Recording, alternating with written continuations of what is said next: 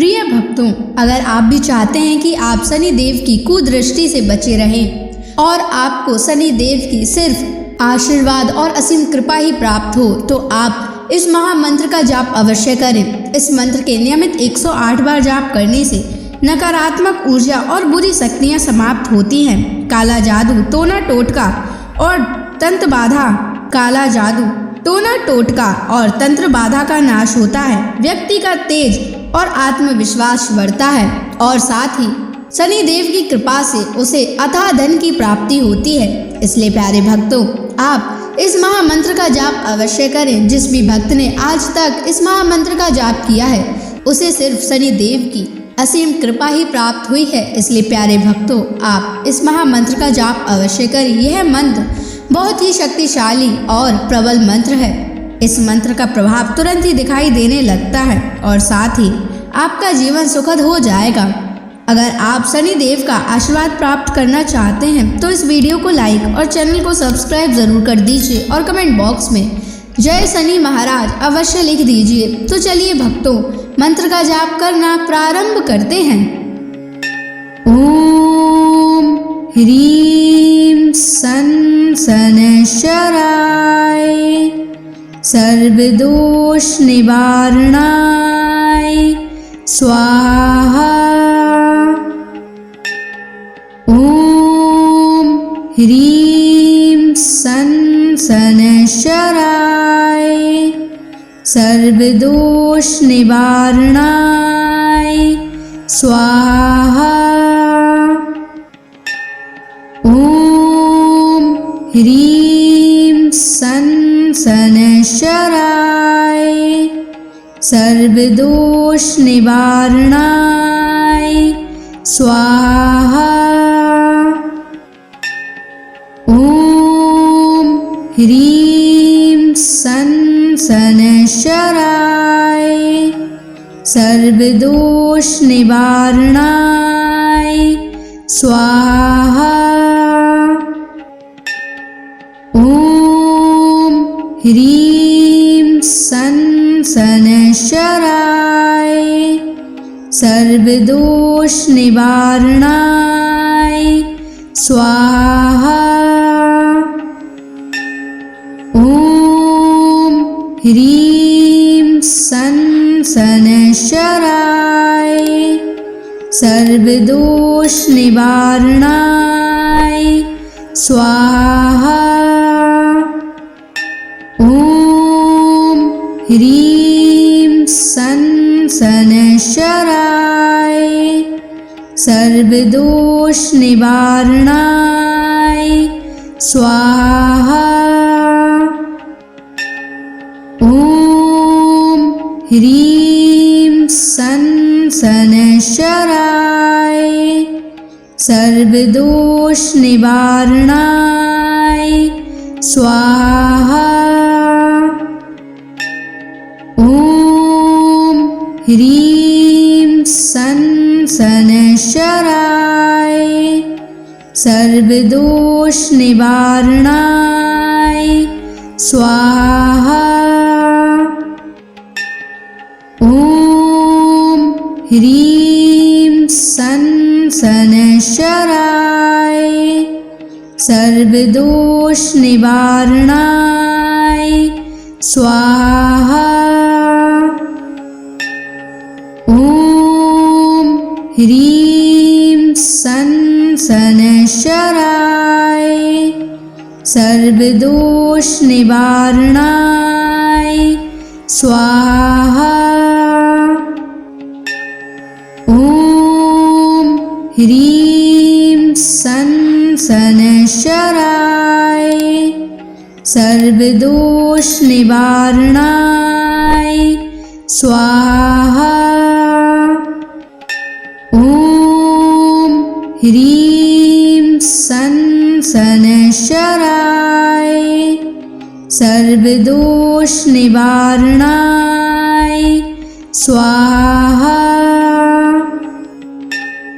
ओम ह्रीं सन शनैश्चराय सर्वदोष निवारणाय स्वाहा।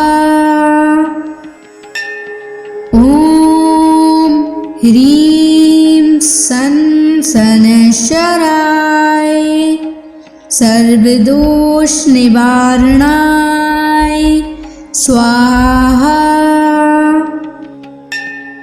ॐ ह्रीं सन् शनैश्चराय सर्वदोषनिवारणाय स्वाहा।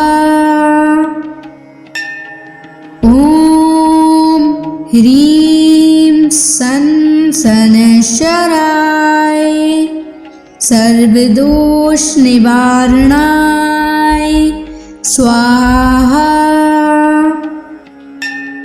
ॐ ह्रीं सन् शनैश्चराय सर्वदोषनिवारणाय स्वाहा।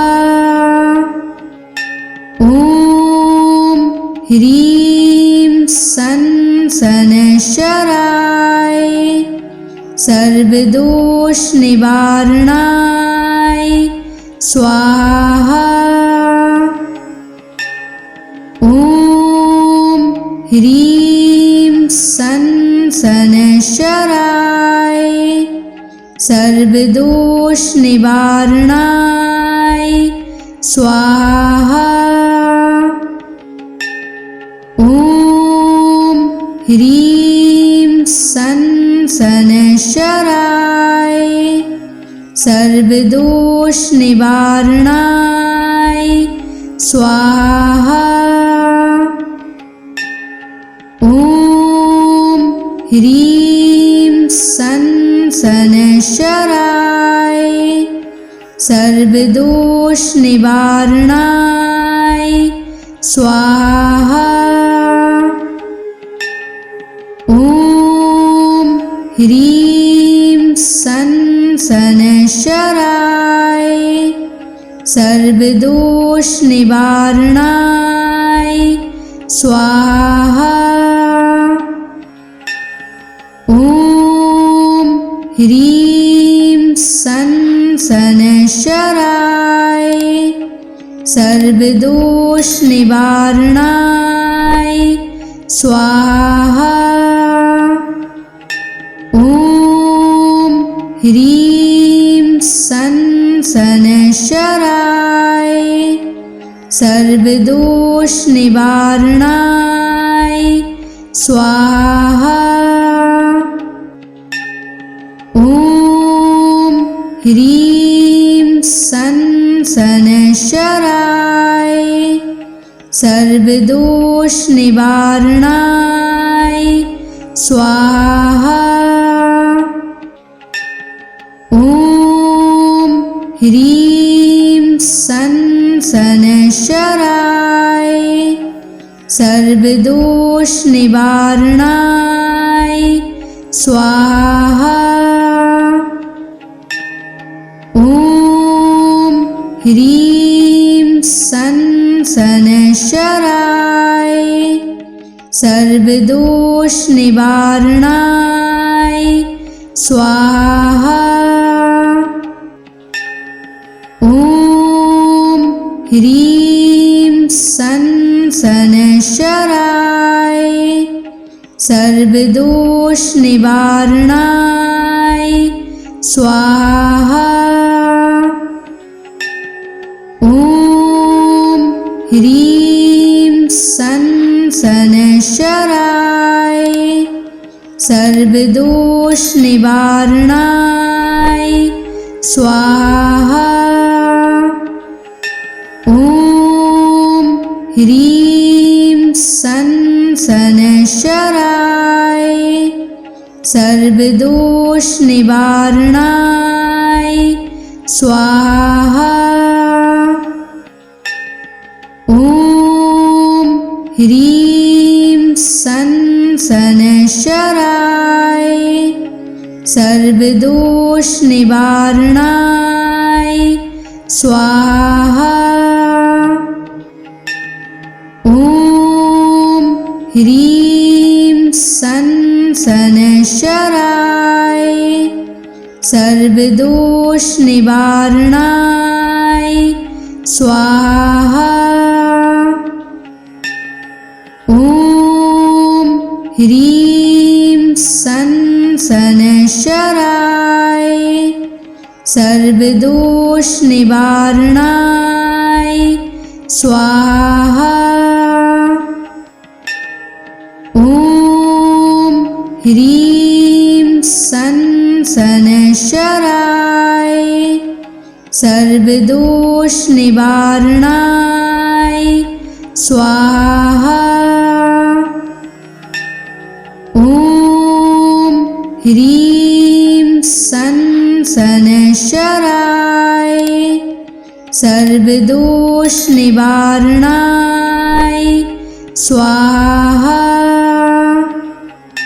ॐ ह्रीं सनशराय सर्वदोष निवारणाय स्वाहा। ॐ ह्रीं सनशराय सर्वदोष निवारणाय स्वाहा। ॐ ह्रीं सनशराय सर्वदोष निवारणाय स्वाहा। ॐ ह्रीं सनशराय सर्वदोष निवारणाय स्वाहा। ॐ ह्रीं सनशराय सर्वदोष निवारणाय स्वाहा। ॐ ह्रीं सनशराय सर्वदोष निवारणाय स्वाहा। ॐ ह्रीं सनशराय सर्वदोष निवारणाय स्वाहा। ॐ ह्रीं सनशराय सर्वदोष निवारणाय स्वाहा। ॐ ह्रीं सनशराय सर्वदोष निवारणाय स्वाहा। ॐ ह्रीं सनशराय सर्वदोष निवारणाय स्वाहा। ॐ ह्रीं सनशराय सर्वदोष निवारणाय स्वाहा। ॐ ह्रीं सनशराय सर्वदोष निवारणाय स्वाहा। ॐ ह्रीं सनशराय सर्वदोष निवारणाय स्वाहा।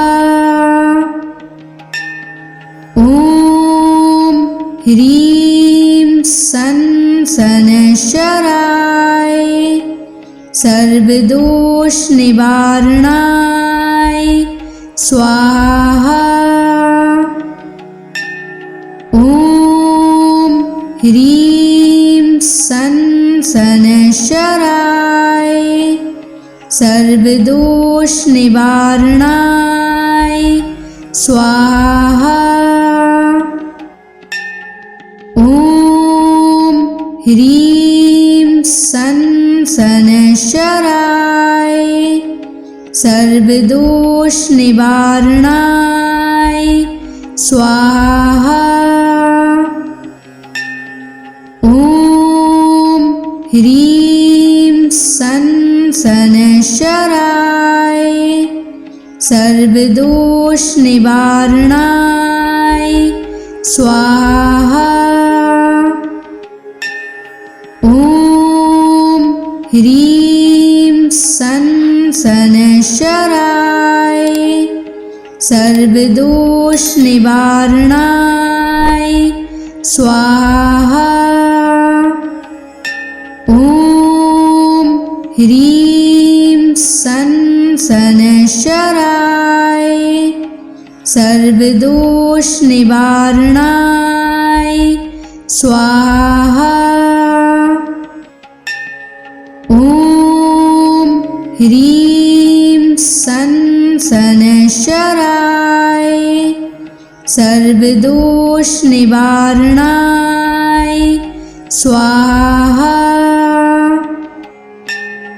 ॐ ह्रीं सन शनैश्चराय सर्वदोष निवारणाय स्वाहा।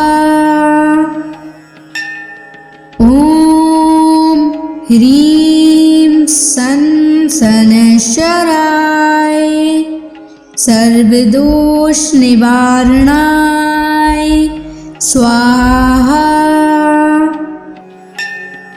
ॐ ह्रीं सन शनैश्चराय सर्वदोष निवारणाय स्वाहा।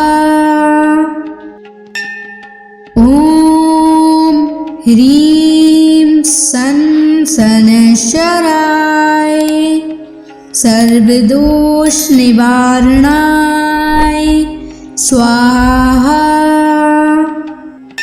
ॐ ह्रीं सन शनैश्चराय सर्वदोष निवारणाय स्वाहा।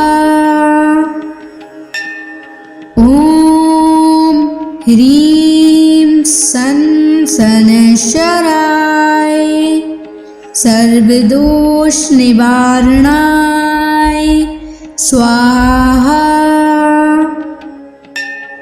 ॐ ह्रीं सन शनैश्चराय सर्वदोष निवारणाय स्वाहा। ॐ ह्रीं सन शनैश्चराय सर्वदोष निवारणाय स्वाहा। ॐ ह्रीं सन शनैश्चराय सर्वदोष निवारणाय स्वाहा। ॐ ह्रीं सन शनैश्चराय सर्वदोष निवारणाय स्वाहा।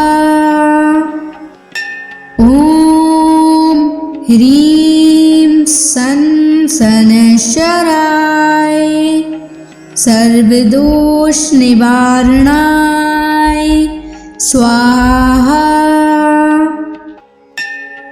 ॐ ह्रीं सन शनैश्चराय सर्वदोष निवारणाय स्वाहा।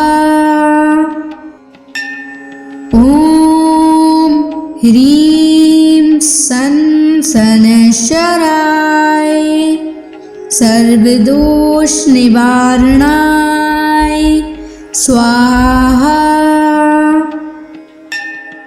ॐ ह्रीं सन शनैश्चराय सर्वदोष निवारणाय स्वाहा। ॐ ह्रीं सन् शनैश्चराय सर्वदोषनिवारणाय स्वाहा। ॐ ह्रीं सन् शनैश्चराय सर्वदोषनिवारणाय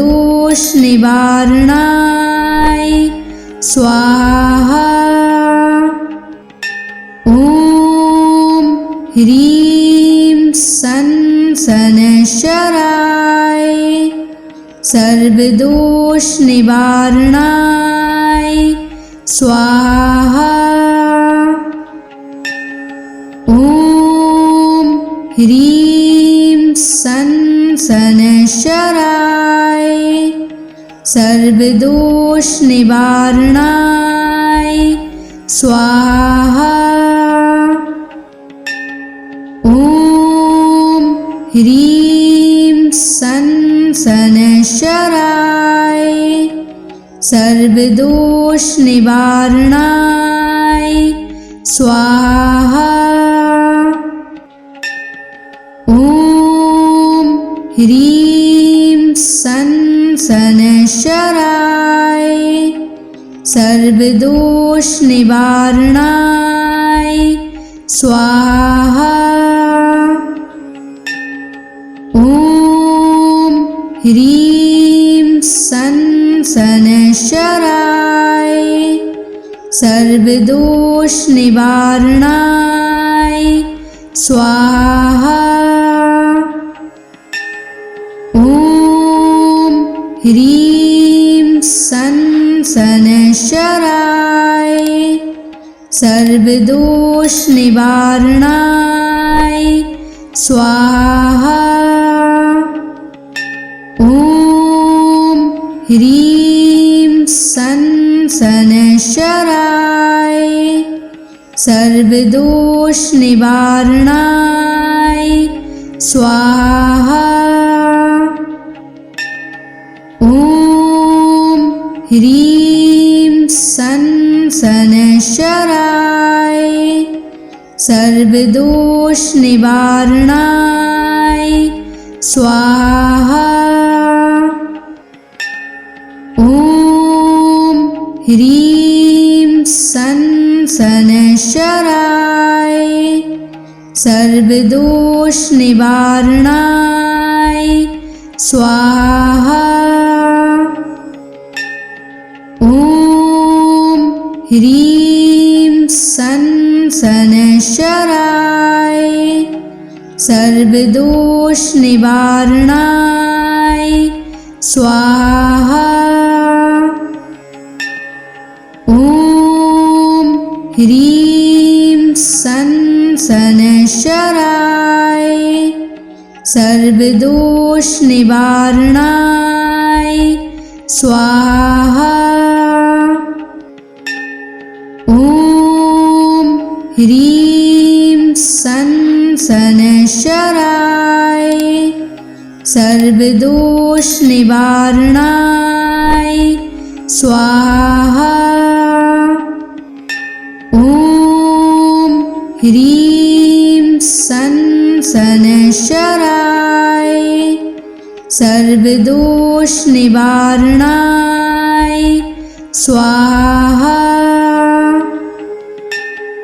ॐ ह्रीं सन् शनैश्चराय सर्वदोषनिवारणाय स्वाहा। ॐ ह्रीं सन् शनैश्चराय सर्वदोषनिवारणाय स्वाहा। ॐ ह्रीं सन् शनैश्चराय सर्वदोषनिवारणाय स्वाहा। ॐ ह्रीं सन् शनैश्चराय सर्वदोष निवारणाय स्वाहा। ॐ ह्रीं सं शनैश्चराय सर्वदोष निवारणाय स्वाहा। ॐ ह्रीं सं शनैश्चराय सर्वदोष निवारणाय स्वाहा। ॐ ह्रीं सं शनैश्चराय सर्वदोष निवारणाय स्वाहा। ॐ ह्रीं सं शनैश्चराय सर्वदोष निवारणाय स्वाहा। ॐ ह्रीं सं शनैश्चराय सर्वदोष निवारणाय स्वाहा। ॐ ह्रीं सं शनैश्चराय सर्वदोष निवारणाय स्वाहा। ॐ ह्रीं सं शनैश्चराय सर्वदोष निवारणाय स्वाहा। ॐ ह्रीं सं शनैश्चराय सर्वदोष निवारणाय स्वाहा। ॐ ह्रीं सं शनैश्चराय सर्वदोष निवारणाय स्वाहा। ॐ ह्रीं सं शनैश्चराय सर्वदोष निवारणाय स्वाहा। ॐ ह्रीं सं शनैश्चराय सर्वदोष निवारणाय स्वाहा। ॐ ह्रीं सं शनैश्चराय सर्वदोष निवारणाय स्वाहा। ॐ ह्रीं सं शनैश्चराय सर्वदोष निवारणाय स्वाहा। ॐ ह्रीं सं शनैश्चराय सर्वदोष निवारणाय स्वाहा। ॐ ह्रीं सं शनैश्चराय सर्वदोष निवारणाय स्वाहा। ॐ ह्रीं सं शनैश्चराय सर्वदोष निवारणाय स्वाहा। ॐ ह्रीं सं शनैश्चराय सर्वदोष निवारणाय स्वाहा। ॐ ह्रीं सं शनैश्चराय सर्वदोष निवारणाय स्वाहा। ॐ ह्रीं सन शनैश्चराय सर्वदोष निवारणाय स्वाहा। ॐ ह्रीं सन शनैश्चराय सर्वदोष निवारणाय स्वाहा। ॐ ह्रीं सन शनैश्चराय सर्वदोष निवारणाय स्वाहा।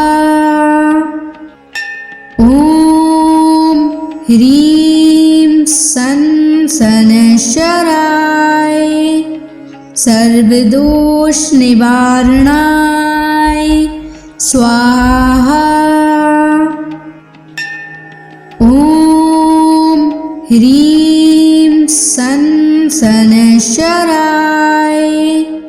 सर्वदोष निवारणाय स्वाहा। ॐ ह्रीं सन शनैश्चराय सर्वदोष निवारणाय स्वाहा। ॐ ह्रीं सन शनैश्चराय सर्वदोष निवारणाय स्वाहा। ॐ ह्रीं सन शनैश्चराय सर्वदोष निवारणाय स्वाहा। ॐ ह्रीं सन शनैश्चराय सर्वदोष निवारणाय स्वाहा। ॐ ह्रीं सन शनैश्चराय सर्वदोष निवारणाय स्वाहा। ॐ ह्रीं सन शनैश्चराय सर्वदोष निवारणाय स्वाहा। ॐ ह्रीं सन शनैश्चराय सर्वदोष निवारणाय स्वाहा। ॐ ह्रीं सन शनैश्चराय सर्वदोष निवारणाय स्वाहा। ॐ ह्रीं सन शनैश्चराय सर्वदोष निवारणाय स्वाहा। ॐ ह्रीं सन शनैश्चराय सर्वदोष निवारणाय स्वाहा। ॐ ह्रीं सन शनैश्चराय सर्वदोष निवारणाय स्वाहा। ॐ ह्रीं सन शनैश्चराय सर्वदोष निवारणाय स्वाहा। ॐ ह्रीं सन शनैश्चराय सर्वदोष निवारणाय स्वाहा। ॐ ह्रीं सन शनैश्चराय सर्वदोष निवारणाय स्वाहा। ॐ ह्रीं सन् शनैश्चराय सर्वदोष निवारणाय स्वाहा। ॐ ह्रीं सन् शनैश्चराय सर्वदोष निवारणाय स्वाहा। ॐ ह्रीं सन् शनैश्चराय सर्वदोष निवारणाय स्वाहा। ॐ ह्रीं सन् शनैश्चराय सर्वदोष निवारणाय स्वाहा। ॐ ह्रीं सन् शनैश्चराय सर्वदोष निवारणाय स्वाहा। ॐ ह्रीं सन् शनैश्चराय सर्वदोष निवारणाय स्वाहा। ॐ ह्रीं सन् शनैश्चराय सर्वदोष निवारणाय स्वाहा। ॐ ह्रीं सन् शनैश्चराय सर्वदोष निवारणाय स्वाहा। ॐ ह्रीं सन् शनैश्चराय सर्वदोष निवारणाय स्वाहा। ॐ ह्रीं सन् शनैश्चराय सर्वदोष निवारणाय स्वाहा। ॐ ह्रीं सन् शनैश्चराय सर्वदोष निवारणाय स्वाहा। ॐ ह्रीं सन् शनैश्चराय सर्वदोष निवारणाय स्वाहा। ॐ ह्रीं सन् शनैश्चराय सर्वदोष निवारणाय स्वाहा। ॐ ह्रीं सन् शनैश्चराय सर्वदोष निवारणाय स्वाहा।